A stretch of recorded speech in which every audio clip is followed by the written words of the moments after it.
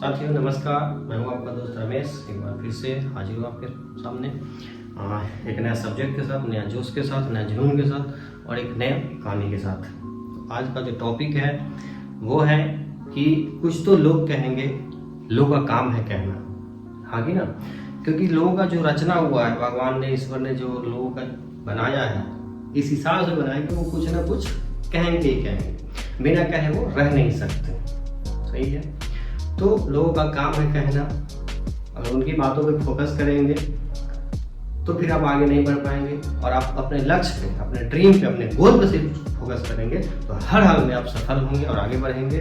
तो चलिए एक छोटा सा कहानी के माध्यम से समझाना चाहते हैं, बताना चाहेंगे कि एक पिता पुत्र थे।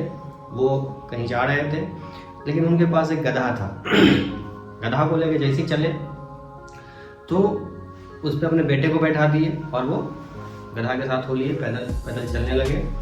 तो कुछ लोग मिले, थोड़ा सा आगे गए, कुछ लोग मिले और मिले तो बोले भाई कुछ ना कुछ बोलेंगे, लोगों का काम है कहना।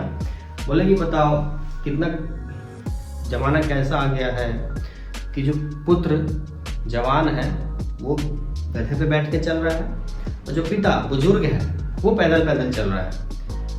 तो उनकी बातों को सुन के क्या किए कि पिता ने पुत्र को उतारा और खुद बैठ गए और जाने लगे। फिर कुछ दूर आगे बढ़े तो खुद कुछ दूर आगे जाने के बाद फिर से कुछ लोग मिले और फिर से वही बात कि बताओ कितना घोर कलयुग आ गया है कि एक बच्चा, अदना सा बच्चा को पैदल चलवा रहा है और खुद हट्टा कट्ठा पिता होके और गधे पे सवारी कर रहा है। तो इस बार क्या हुआ कि बेटे को भी गधे पे बिठा दिया गया। दोनों बाप बेटा बैठ के और जा रहे थे मतलब मस्ती में। फिर कुछ दूर आगे ही बढ़े, थोड़ा सी दूर आगे गए, फिर से कुछ लोग मिले, फिर वही बात कि बताओ कितना घोर कलयुग आ गया है, अदना सा गधे पे दो लोग बैठे हुए हैं, इनको तरस भी नहीं आ रहा है गधे पे। अब क्या हुआ, फिर से उनकी बातों को सुनकर दोनों लोग उतर गए और पैदल पैदल जाने लगे। पैदल पैदल जा रहे थे, फिर कुछ दूर आगे बढ़े तो कुछ दूर आगे जाने के बाद फिर से कुछ लोग मिले, और क्या लग रहा है कि कुछ लोग फिर बोले होंगे, हर हाल में बोले, और इस बार बोले कि बताओ कि गधा पास में है फिर भी दोनों पैदल जा रहा है।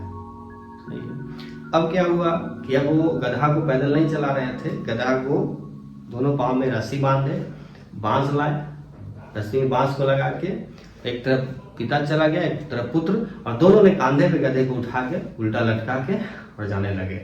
बीच में नदी था, लेकिन नदी में जो ब्रिज बना हुआ था, पुल बना हुआ था, छोटा सा पतला सा था, उस पे लेके उनको जाना था। लेके जा रहे थे, गधा थोड़ा सा हिला डुला और इनका बैलेंस बिगड़ा और गधा पानी में, नदी की धार में बह गया। नदी की धार में बह गया मतलब गधा भी चला गया हाथ से। अब दोनों अफसोस करके जाने लगे। कहने का सार है, कहानी का जो सार है वो ये है कि अगर आप दूसरी की बातों पर ध्यान देंगे, दूसरा का सुनेंगे, तो आप अपना लक्ष्य खो देंगे और जो आपके पास है वो भी चला जाएगा। है ना? इसलिए हमेशा सिर्फ अपने लक्ष्य पे, अपने गोल पे, अपने ड्रीम पे फोकस बना के काम करें। उसको दिन रात कैसे हम उसको पाएंगे, सिर्फ उस पर ध्यान रहे। कान इधर उधर नहीं रखना है, सिर्फ अपने कामों पे रखना है, अपने लक्ष्य पे रखना है।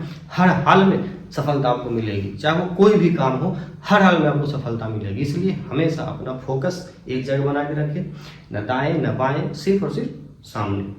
लोग क्या कहते हैं उससे कोई फर्क नहीं है। आप क्या करना चाहते हैं, आप क्या बनना चाहते हैं, आप आगे क्या करना चाहते हैं, कितना आगे बढ़ना चाहते हैं, उससे फर्क पड़ता है।